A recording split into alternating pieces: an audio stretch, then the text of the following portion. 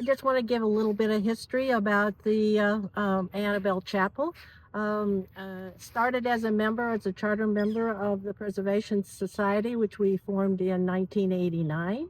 And during our research and everything, we took on making sure that historic buildings were preserved in this town. And we decided the Annabelle Chapel, which had been a wonderful congregation for the Black people of this community and their social events, the activities, that we decided that we needed to make sure that it was listed on the National Register of Historic Places.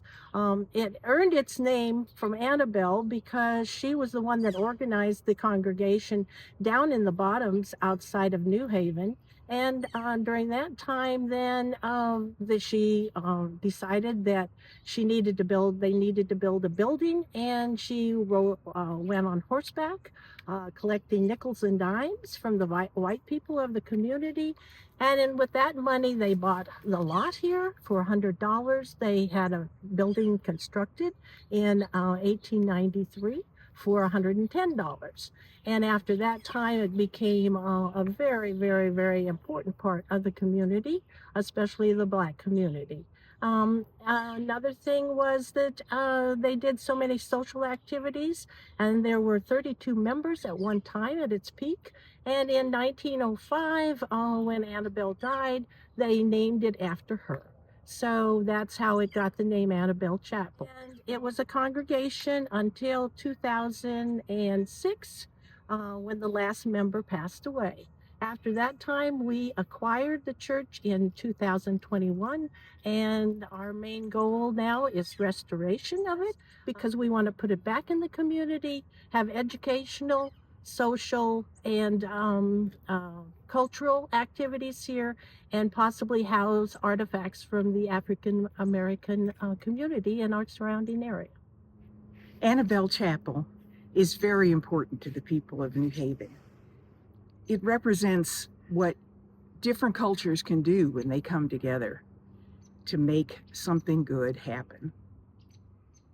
Today, we are trying to save Annabelle Chapel from further deterioration. And the same families who helped to build Annabelle Chapel 130 years ago are still involved. Their descendants have contributed great sums of money for a town the size of ours. So we are hoping that by making the people of the state of Missouri aware of the plight of Annabelle Chapel, that we will be able to restore it and that it will again become an important part of our community. I learned about Annabelle Chapel just a couple of years ago. And to me, it's the story of two lives, really. One, to restore the building that's already here. And two, the bravery of the Annabelle, who rode on mule through New Haven and the German community and collected money. So I think if she can do that, then certainly we can get together and collect it and make the Annabelle Chapel lively like it was in the beginning. As you can see, everything here, all right, the glass is all hand blown back in the day, 1893, when the building was lifted. Not a pane was broken by the guys, which was really amazing. This wainscoting is all original. The ceiling is all original. And we're trying to rebuild it. One of the big problems we have here right now is this horsehair plaster. This horsehair plaster, all right, is a combination of, it's actually horsehair. That's what they use.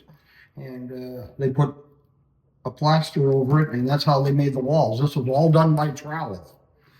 There aren't too many people that do that anymore. So that is one of the big problems.